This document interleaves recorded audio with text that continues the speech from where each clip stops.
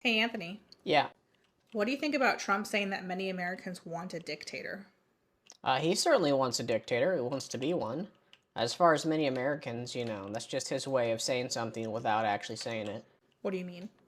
Well, Trump has a habit of saying things that he believes are true and then disguising it in the form of either a joke or some impassive voice, right? Saying many Americans want this or many people want this, which is not really anything that's verifiable, right? He's just saying it like it's fact. That's basically the hint for MAGA and all the other people that support him to treat it as fact.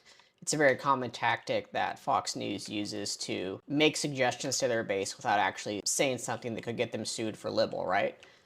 They'll say something that's factually untrue, but they'll say, well, many people are thinking this in order to get their base to start thinking it too. On top of the language, he's just doing dictator things. We've spoken in the past before about how he loves to praise other dictators. He's spoken well of Putin, he's spoken well of Kim Jong-un, Bolsonaro. He's made claims in the past that, his job would be easier if he was a dictator and he likes the control they have over their population. Because, as a malignant narcissist, he wants power and control. Just yesterday, he passed an executive order that is trying to make flag burning illegal. And flag burning, aside from actually being the correct way to dispose of the flag, is a protected form of free speech and protest. And they're trying to make it illegal specifically to suppress protests and to rile up the base against anybody that they deem as unpatriotic, which again fits into the themes of fascism, right? Part of the defining traits of fascism is an overly strong sense of nationalism or patriotism, right?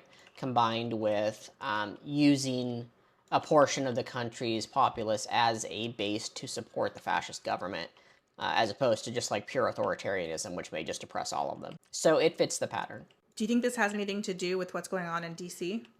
Yeah, of course, right? He's gearing up to take total control of the U.S., or at least that's what he wants to do. I'm sure he's putting the National Guard in place in anticipation of protests where people are going to be, burning flags and other things to show their dissatisfaction with the country. The militarization of D.C. happening at the same time, the arming of the D.C. National Guard.